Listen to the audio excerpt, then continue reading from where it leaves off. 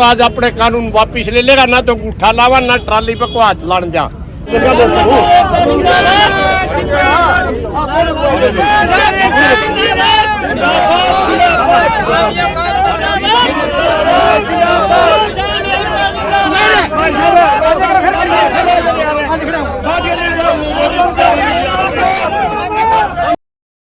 तो आज अपने कानून वापिस ले लेगा, ना तो अंगूठा लावा ना ट्राली पे को हाथ लान जा। सीधे दाने पहले बेचा दे, सीधे ही बेचांगे।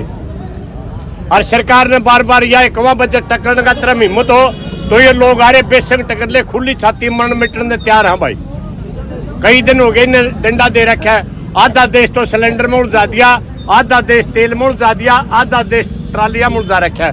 कितने आधार कार्ड, कितने फैमिली आईडी, इन तो भाई हर आदमी का जीना बंद कर रखा है। या नु सोचा है इस देश को बार बार पहले गुलाम बनाया, अब की बार फिर गुलाम बना दो। लेकिन आज का युवा नौजवान इतने जागरूक होकर इनकी गुलामी सहन नहीं करेगा। और जैसे पहले ट्राली दाना की जागृति नुए ट्राली जाऊगी और आज चालू हो जाएगी, क्योंकि अभी 7-8% कणक मान ले कटी है, 97-92-93 बच रही है। तो जब ये ट्राली आऊगी सरकार फैल हो जाएगी ना, उसका यो काम चल लगा। जुन से अपने हैं तो उड़ा ना जो जो बेगाने में रह जाओ, अपना उड़ा ना जो सारे। बहुत ही आदरणीय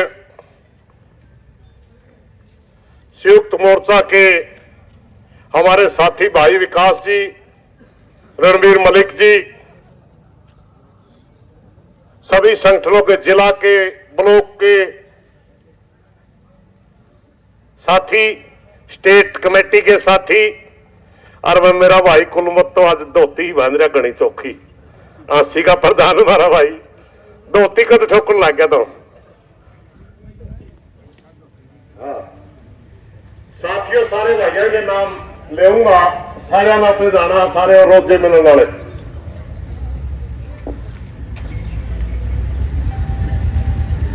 सिर्फ 2-3 विषय के ऊपर मैं आज बोलना चाहूंगा। जिस समय ये शर्तें हरियाणा सरकार लेके आई और हरियाणा प्रदेश के किसानों को जब इन शर्तों का पता चला,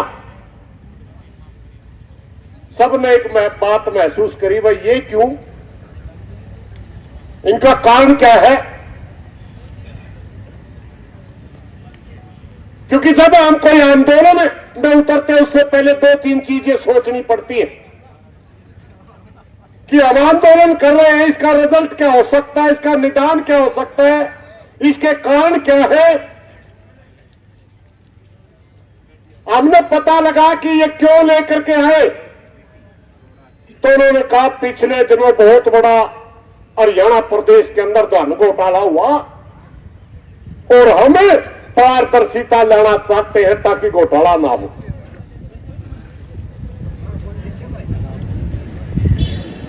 फिर हमने पता करा कि घोटाला करा किसने, सारे गेट पास काटे गए मंडी सेक्रेटरी के द्वारा, सारे गेट पास काटे गए डीएफएससी के द्वारा,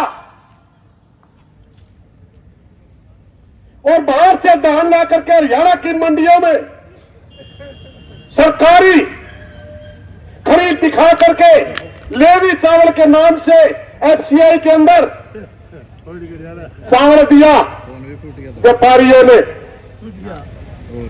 किसान का उसमें कोई रोल नहीं। जब से ये पंजीकरण की शुरुआत हुई, जब से मेरी फसल मेरा बीमा लेकर के हरियाणा सरकार लेकर के आई, हरियाणा के अंदर एक बहुत बड़ा गिरोह पैदा हो गया। लगभग 2 से 3 लाख एकड़ हर साल वो गिरोह पंजीकरण अपने नाम करवाता है। धान के अंदर 28 लाख एकड़ का रेवेन्यू रिकॉर्ड बोलता है हरियाणा प्रदेश का, 28 लाख एकड़ का पंजीकरण हुआ।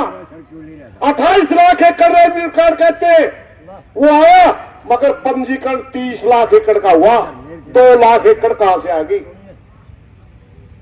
पटवारी कहता है कि हरियाणा के अंदर धान भेजा 28 लाख एकड़, और पंजीकरण कहता है कि हरियाणा के अंदर धान बेचा 30 लाख एकड़, 2 लाख एकड़ कहां से आ गई?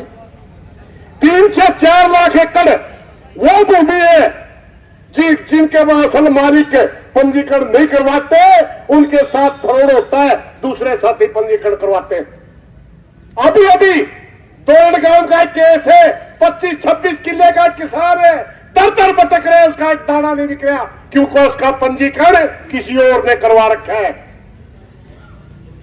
जिस समय पंजीकरण स्कीम लेकर के हमने हरियाणा प्रदेश की सरकार से एक सवाल किया था कि आपका मकसद क्या है, वो कहने लगे कि हम देखना चाहते हैं कि हरियाणा प्रदेश के अंदर क्या एवरेज आती है एकड़ की, किसान की कितनी उपज होती है, कितनी लागत आती है, पूरी जानकारी लेना चाहते हैं। जो अदर स्टेट से अनाज आता है हरियाणा की मंडियों में, वो कितना आता है, और अगर हरियाणा का किसान उनकी वजह से परेशान है तो बाहर के बॉर्डर सील करके हम हरियाणा का किसान का अनाज खरीदेंगे। उस समय 3 महकमे इसके साथ जोड़े गए थे।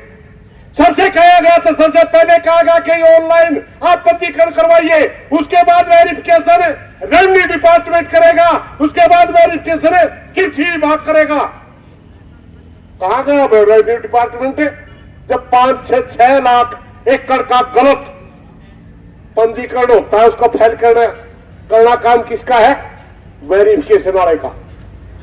कहा गया कृषि विभाग जो गलत पंजीकरण होते हैं, जिनका कैंसिल करके असल किसान का पंजीकरण में करना होता है, मगर नहीं। मेरे भाई जब तक योजना संभाल नहीं सकते तो लाओ क्या तुम? जब तुम सही तरीके से योजना लगा नहीं सकते तो मात्र किसान को परेशान करने के लिए क्यों लेके आ रहे?